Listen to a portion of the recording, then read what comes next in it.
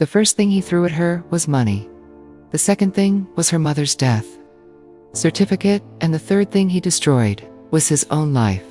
When Christopher Hayes looked at a 12-year-old girl and saw nothing, he didn't realize she owned 87% of the company he was standing in. He saw dark skin. He saw a child. He saw someone he thought would never fight back. He was wrong. And by the time he understood how wrong he was, it was too late. Bailey Grant was 12 years old the night the world decided to watch her cry. 6 months earlier, she had stood at a cemetery holding 2 roses. One for her mother, one for her father. The crash had happened over the Atlantic. No warning, no goodbye, just a phone call at 3:12 in the morning and a silence that never truly left. Their house became too large overnight. 30 acres of land felt empty. Hallways echoed. The piano in the living room remained closed. Bailey kept her parents' a photograph beside her bed. Disneyland. Smiling. Safe. Alive. Every morning, she looked at it first. Not because she wanted to remember, but because she was afraid she might forget the sound of their voices. Her parents had built Grant Industries from nothing. Logistics, infrastructure, smart expansion, clean reputation. They were respected, feared in boardrooms, trusted by employees. They had also been careful. So careful, in fact, that when they died, their estate was airtight. 87% of the company transferred to Bailey.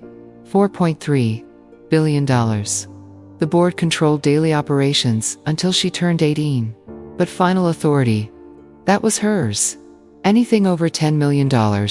Hiring, firing, asset liquidation. Major/acquisitions. All hers. Most people never knew. Most people assumed a child could not possibly own something that large. Christopher Hayes certainly did. Christopher had been chief financial officer before the crash. Polished, controlled, polite in public. He became CEO 5 months after Richard and Catherine Grant were buried. He never once visited Bailey. He sent flowers. White lilies. The note read, with deepest sympathy. He did not attend the funeral. The gala had been her parents' tradition, annual charity event for orphan children. They never missed it. Even the year Bailey had the flu. Even the year the market crashed. Even the year a hurricane shut down half the city. They showed up. So Bailey wanted to show up. Margaret Williams advised against it. Margaret was 55. Corporate attorney. Family friend. Now guardian. Strong voice. Steady hands. Sharp mind. But Bailey insisted they would go. She said Margaret did not argue again. The limousine arrived at 6:30. Bailey wore a navy dress her mother bought last year. It still fit, barely. She carried a leather folder inside.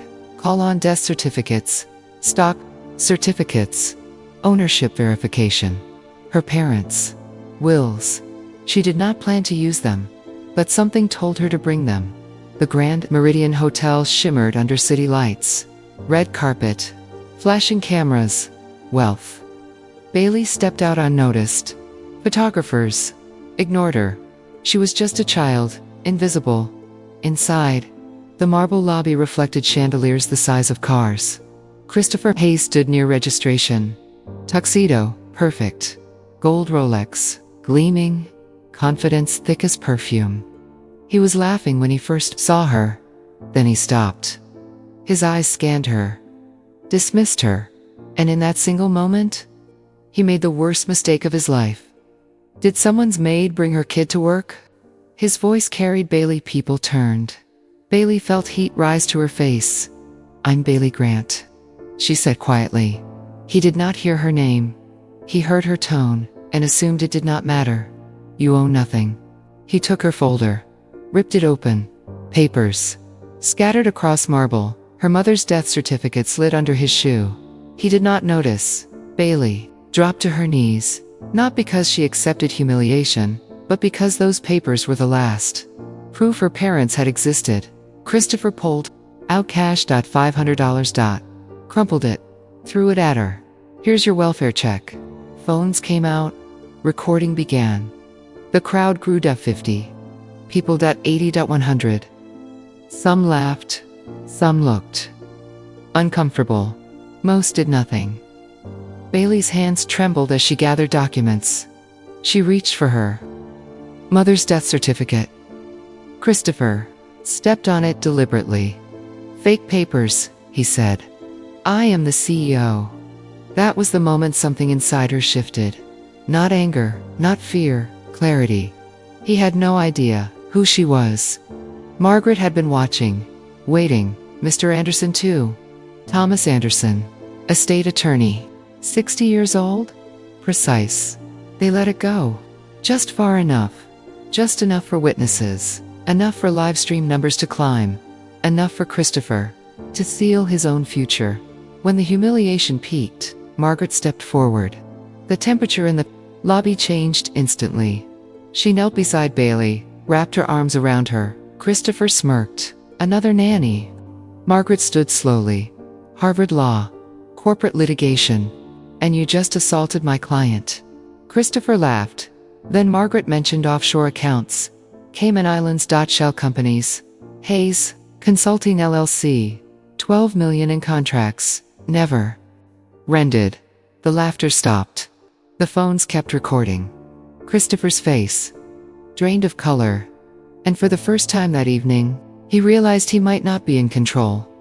Police arrived because Christopher had called them to remove a trespassing child. Instead, they detained him. Wire fraud flag. Federal investigation. Financial crimes. Handcuffs. Clicked in front of 200 witnesses. The same crowd that had watched Bailey cry, now watched Christopher shake. He turned once, looked at her. "I didn't know," he said. Bailey's answer was calm. "You would have been nice if you knew I was rich." He said nothing, because it was true. The ballroom upstairs still glittered. 500 donors waited. The orchestra played unaware. Patricia Morrison, board chair, made a decision. Bailey needed to be introduced properly, or rumors would grow. Bailey did not want to go upstairs, but she did, because her parents would have. The ballroom went silent when she entered. Patricia announced the truth. Majority owner, 87%. $4.3 billion. Christopher Hayes terminated, effective immediately. Financial crimes. Confirmed. Gasps. Shock. Applause. Bailey took the microphone. Her voice shook at first, then steadied. He saw a black child, and assumed I was nothing. Silence. He was wrong. And in that silence, she became something else. Not powerful because of money. Powerful because she refused to disappear. That was only the beginning. By morning, the video had 20 million views. Christopher Hayes was indicted. FBI raided his home. 3 board members resigned. The company trembled. Bailey did not celebrate. She went to school the next week. Math. Homework still existed. Grief still existed. The world still felt too large. But something had changed. She had seen how quickly people judged, and how slowly people intervened. 500 witnesses. 2 who stepped forward, Margaret and Miss Anderson. She would never forget that ratio. The first night after the gala, Bailey did not sleep. The house was quiet. Too quiet. Her room felt smaller somehow. Even though nothing had changed. She lay on her side staring at the ceiling, replaying the moment over and over. The money hitting her face. The laughter. Her mother's death certificate sliding across marble. But what haunted her most was not Christopher's voice. It was the silence of the crowd. So many people, so few who moved. That silence hurt more than the assault. Because cruelty is loud. But indifference is quiet. And quiet spreads. The next morning, the world had opinions. News anchors replayed the footage. Business analysts debated. Corporate succession. Social media turned Bailey into a symbol. Some called her brave. Some called her lucky. Some said she was manipulated. Some said she was too young. Very few asked how she felt. Margaret sat beside her at breakfast. "You don't have to read it," she said gently. "I want to," Bailey answered. She scrolled through comments. Support. Anger, rage, but also doubt. She probably rehearsed that speech. Rich kid playing victim. Where were the parents? That one made her stop. Where were the parents? They were buried. 6 feet underground. She put the phone down. I don't want to be famous, she whispered. Margaret didn't try to fix it. You didn't ask for this, she said. But you did ask to show up. Bailey nodded slowly. That was true. Christopher Hayes did not sleep either. But his night looked different. He sat on a metal bench inside a holding cell. The gold Rolex had been taken. The tuxedo replaced with an orange jumpsuit. No audience, no applause, no power, just fluorescent lighting and a ticking clock. He replayed the night too, but his version was different. He saw himself as a victim. He saw humiliation. He saw betrayal. He did not see the moment he stepped on a child's grief. That part. His mind edited out. The investigation moved quickly. Too quickly for Christopher's comfort. The FBI had already been building a case. Richard Grant's private notes had accelerated it. Christopher had assumed grief would delay scrutiny. He underestimated paperwork. Underestimated loyalty. Underestimated Bailey. It became a pattern. 3 days later, Grant Industries stock dipped 7%. Investors panicked. Reporters swarmed the building. The board convened emergency session. Bailey attended. She wore a simple, navy blazer. Her feet barely touched the floor beneath the long conference table. Some board members avoided eye contact. Some offered tight smiles. Patricia Morrison cleared her throat. We need stability, she said. Bailey looked at the quarterly numbers. She had studied them the night before. Revenue, steady. Cash flow, strong. Debt manageable. Christopher's theft had been strategic. Small. Enough to hide. Large enough to benefit. Bailey spoke quietly. We will release a transparency report. The room paused. A 12-year-old issuing corporate direction. A full audit, she continued. Independent review. Public summary. Gerald Thompson, 72 frowned. That could spook markets. Bailey held his gaze. Fraud already did. Silence. Patricia nodded slowly. The owner has spoken. Vote passed. Unanimous. For the first time, Bailey felt the weight of authority settle properly. Not as a crown, as a responsibility. Meanwhile, outside the building, the video crossed 30 million views. The clip that trended most was not Christopher throwing money. It was Bailey saying, "You would have been nice if you knew I was rich." That sentence echoed. It struck something uncomfortable in people, because it was true in more situations than they liked to admit. The trial date was set, 6 months out. Christopher refused a plea deal at first. He still believed he could spin it. He still believed jurors would sympathize with a self-made executive. He still believed Bailey would crack under cross-examination. His lawyer prepared a strategy. Paint her as manipulated too. Emotional. Confused by grief. He had not watched the full speech. He had only watched the clip. He underestimated again. Bailey began therapy 3 times a week. Dr. Susan Thompson joined the board and became her counselor. Sessions were quiet at first. Bailey didn't want to talk about the gala. She talked about the plane instead. About the phone call. About how silence feels different after death. Dr. Thompson waited. Eventually, Bailey said it. I keep thinking, if I hadn't gone, none of this would have happened. Dr. Thompson leaned forward gently. If you hadn't gone, he would still be stealing. Bailey blinked. The thought had not occurred to her that way. Sometimes courage feels like regret, before it feels like clarity. 6 weeks before trial, prosecutors invited Bailey to review evidence. Boxers of documents, emails, transfer records. She saw Christopher's messages. Casual tone. Shift 1.22 consulting. Approve invoice. Move before audit. One email stood out. Dated 4 days after her parents died. Now is the window. That sentence sat heavy. Not just theft, timing. Opportunity.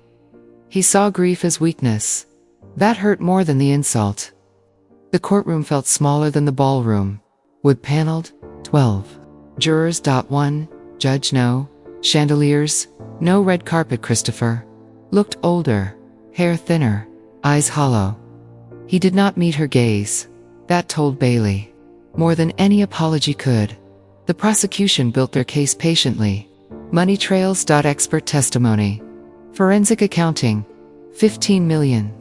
Became 18.7. AD. Ad laundering. Ad conspiracy.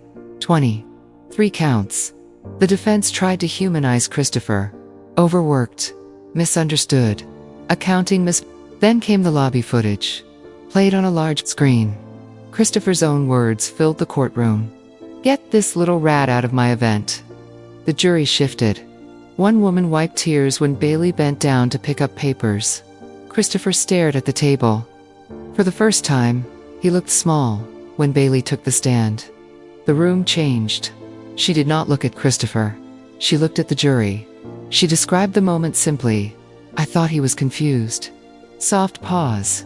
Then I realized he wasn't confused. The prosecutor asked gently, "What did you realize?" "That he thought I was nobody."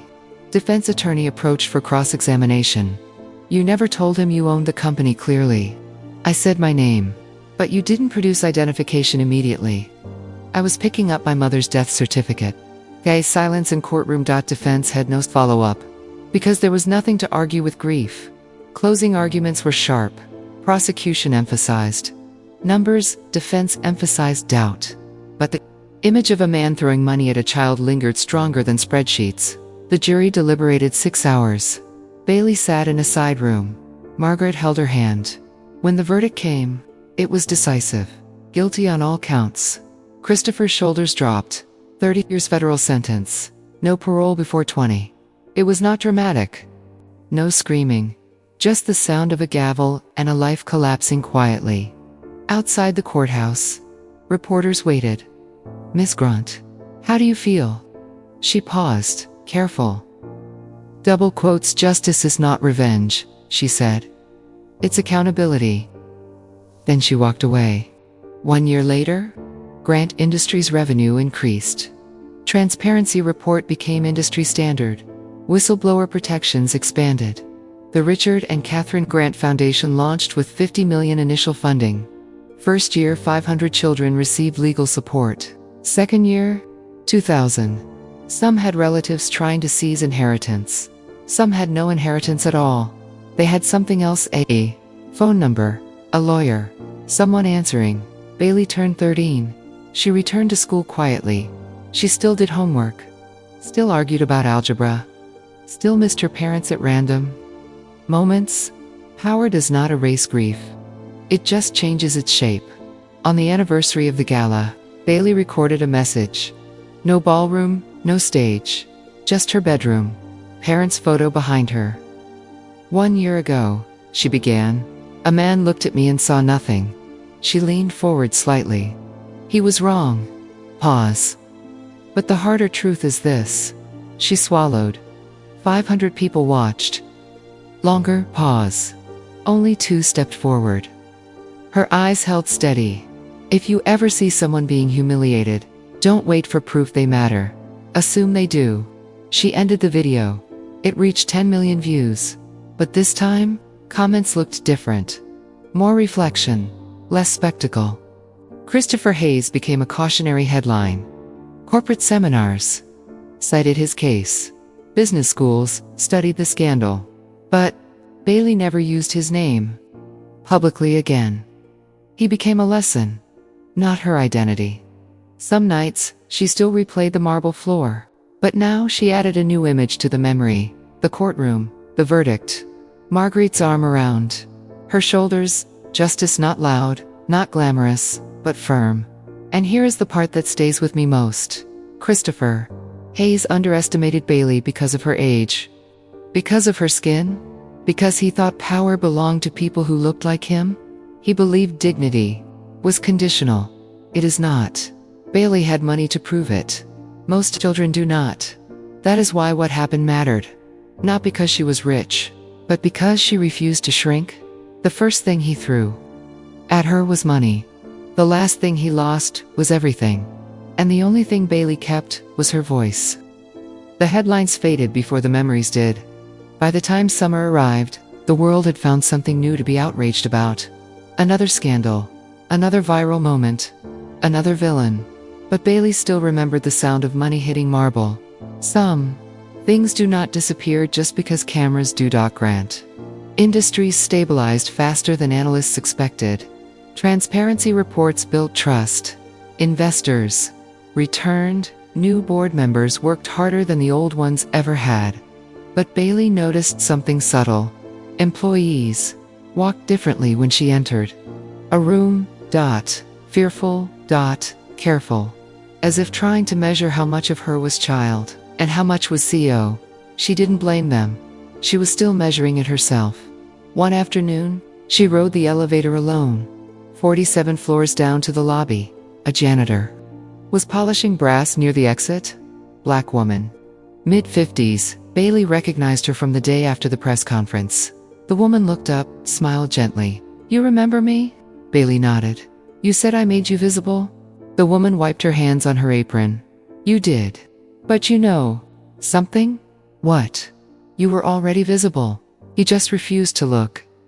That sentence stayed with Bailey longer than any headline ever did. The foundation grew quickly. Applications poured in.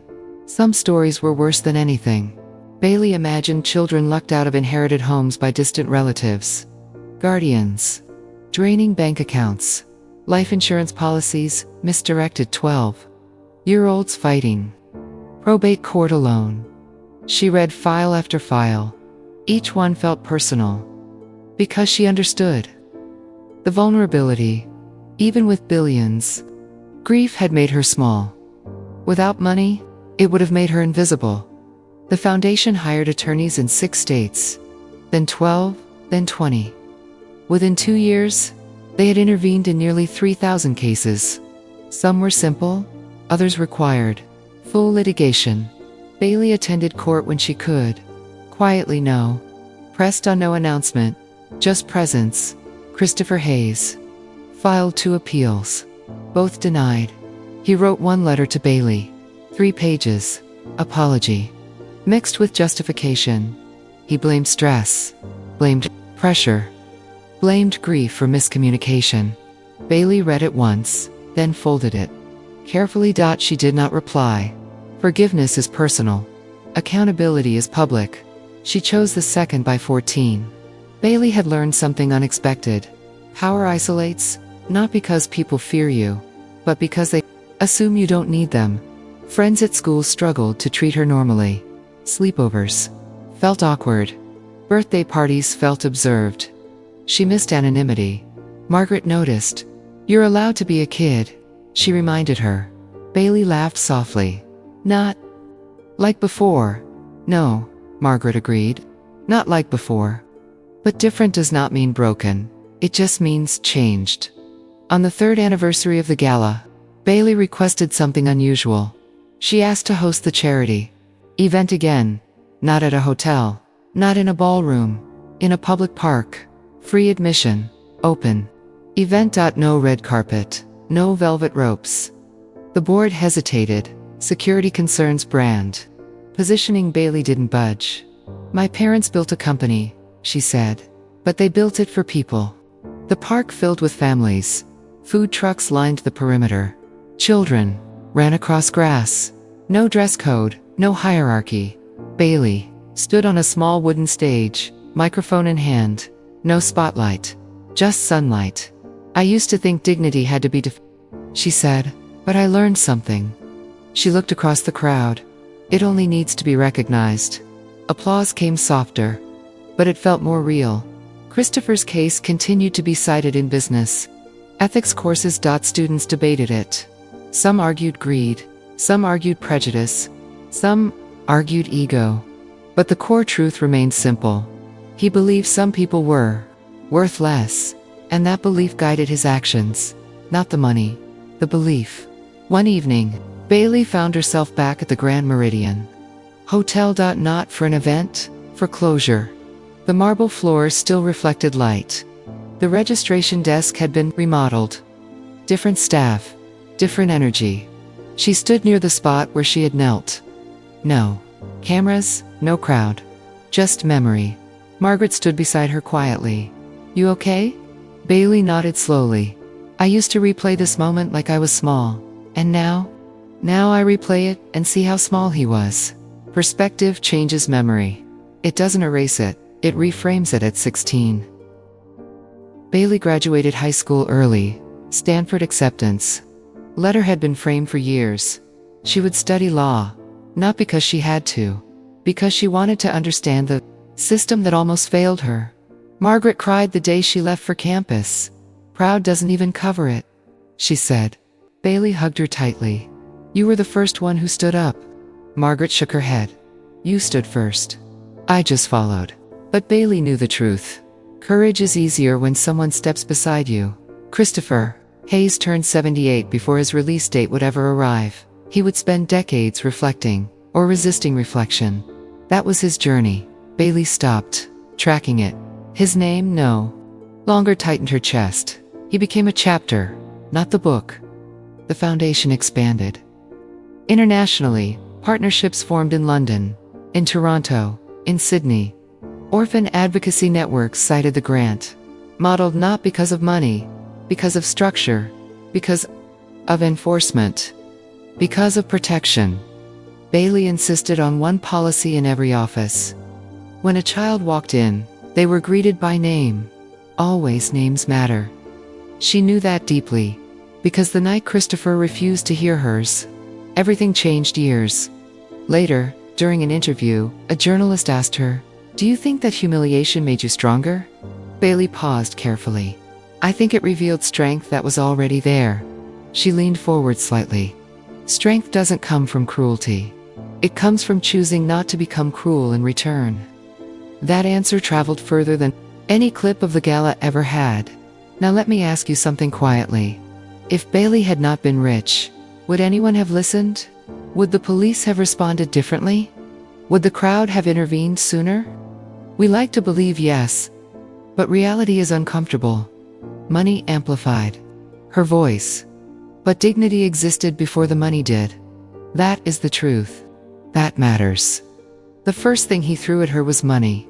The second thing he threw was paper. But what he truly threw away was his own humanity. Bailey kept hers. That is why she won. Not because of stock, percentages, not because of legal power, because she refused to see herself the way he did. Have you ever watched someone be dismissed? Have you ever stayed quiet? Most of us have. That is not shame. That is awareness. But the next time, you have a choice. Be one of the 500, or be one of the 2. Margaret, Mr. Anderson, the ones who step forward. Bailey. Grant was 12 when a man tried to shrink her. She is older now, stronger, still grieving sometimes, still learning. But one thing never changed. When someone tries to make her small, she stands taller, not loudly, not violently, just firmly, because dignity does not need permission. It only needs courage, and courage can begin at any age, even 12, especially 12. There is something nobody talks about when a child becomes powerful. They expect maturity, but they forget the child part does not disappear. Bailey still slept with a hallway light on some nights, not because she feared the dark, because silence still felt like loss. Money did not fix that the first winter after the trial. Snow covered the Grant estate. Bailey stood at the large window in her father's old office. Margaret had kept everything the same. The desk, the pen set, the framed blueprint of the first warehouse her parents built. Bailey ran her fingers over the wood. She remembered being 8 years old, sitting on that desk, swinging her legs. Her father explaining what a contract was. Paper matters, he had said, but character matters more. She didn't fully understand then. She did now. Christopher had mastered paper. He had failed at character. 6 months after sentencing, Bailey asked to visit a courthouse again. Not for her case, for someone else's. A 10-year-old boy named Marcus. His Parents died in a car accident. An uncle petitioned to control the inheritance documents, showed missing funds. Marcus had nobody. Strong beside him. Until the foundation stepped in. Bailey sat in the back. Quietly, no press, no announcement. When the judge ruled in Marcus's favor, the boy looked stunned. His small shoulders lifted like a weight had shifted. Afterward, he approached her. "Are you the girl from the video?" Bailey smiled gently. "Yes." He looked at her carefully. "They were mean to you." She nodded. "They tried." Marcus stood straighter. "They won't be mean to me." That was the moment Bailey understood something powerful. It wasn't about money, it was about modeling resistance. Children mirror what they see. She had shown one child he did not have to shrink. That mattered more than stock. Recovery. Christopher Hayes aged faster in prison than he expected. Court transcripts were used. In corporate seminars, young executives studied his language. "Get this little rat out of my event." Those words became case study material. One professor wrote, "Prejudice is expensive. It was cost him 30 years. It cost him reputation. It cost him marriage. It cost him the illusion of superiority." Bailey never visited him. Not out of anger. Out of boundary. You do not owe access to someone who harmed you. Forgiveness does not require proximity. At 15, Bailey faced a different kind of challenge. A shareholder group attempted to pressure the board. They argued she was too young to make strategic decisions. They proposed restructuring voting authority. It was legal. Technically, Margaret laid out the risks carefully. "They will not attack you directly," she said. "They will frame it as protection." Bailey read the proposal twice. Then she asked one question. How many of them objected when Christopher was CEO? Margaret checked none. Then schedule a meeting. The meeting lasted 2 hours. Bailey listened more than she spoke. When they finished their arguments, she responded calmly. "You trusted a 48-year-old man who stole $80 million. Silence. You doubt a 15-year-old who exposed him. More silence? Your concern is not my age," she said softly. "It is control." The proposal was withdrawn within a week. Power, Bailey learned, reveals people. Not just the ones who abuse it. The ones who fear losing it. At 16, she delivered a keynote speech at a youth leadership conference. The auditorium held 3,000 teenagers. No board members, no investors, just young faces. She stood at the podium and said, "Confidence is not loud. It is steady." She told them about the marble floor, about kneeling, about choosing not to stay. There she did not mention Christopher's name. He was no longer necessary. The applause was different than the ballroom. Applause less shocked, more inspired. Now let me pause the story and ask you something honestly. If you saw a 12-year-old on her knees being humiliated, what would you do? Would you record? Would you rationalize? Would you wait? Or would you step forward before you knew who she was? Because that is the part of the story most people avoid. Not the trial, not the arrest, the crowd. 500 people. Too moved. That ratio should bother us. It bothered Bailey for years. On the 5th anniversary of the gala, Bailey returned to the Grand Meridian. Once more. Not for nostalgia, for ownership. She requested a quiet meeting in the lobby. No event. No press, just her and the hotel manager.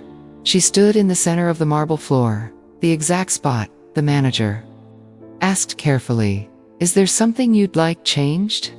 Bailey looked down. No. The manager looked confused. "Nothing."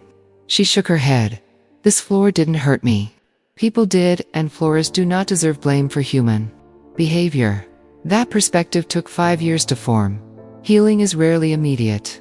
Christopher's final appeal was denied in his 7th year. The letter informing him was brief. 2 pages. He folded it slowly. For the first time, he reread Bailey's courtroom testimony. Not defensively, carefully. He stopped at one line. "He thought I was nobody." He stared at that sentence longer than the rest. Sometimes prison forces reflection. Sometimes it hardens people further. Only he knew which path he took. Bailey did not need to know. At 1798, Bailey expanded the foundation into mentorship. Lawyers volunteered time. Executives volunteered internships. High school students received scholarships. One girl wrote to Bailey, "I watched your video when I was 10. I decided to become a lawyer." That letter sat framed on Bailey's desk, not because of admiration, because of continuity. Pain converted into purpose. That is the transformation arc nobody can fake by 18. Bailey officially took full operational control of Grant Industries. No legal guardianship needed. No board filter required. She held her first solo press conference. Reporters asked predictable questions. How does it feel to finally have full control? She answered simply, "I've always had responsibility. I have time." They didn't fully understand. But responsibility does not wait for birthdays. Let's return to the beginning one. Last time. The first thing he threw at her was money. He believed money determined worth. He believed it bought dominance. He believed it excused behavior. But when money was stripped away, what remained? Character in his was bankrupt. Bailey's was not. The world will always have Christopher's. People who assume. People who diminish. People who measure human value by appearance. But the world also has Margarts and Mr. Andersons. And sometimes, if we are brave enough, it has us. The question is not whether cruelty exists. It does. The question is whether courage interrupts it. Bailey Grant did not become powerful that night. She revealed she already was. Her parents did not leave her strength. They nurtured it. Christopher did not create her resilience. He exposed it. That distinction matters.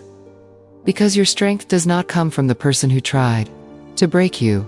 It comes from you choosing not to break.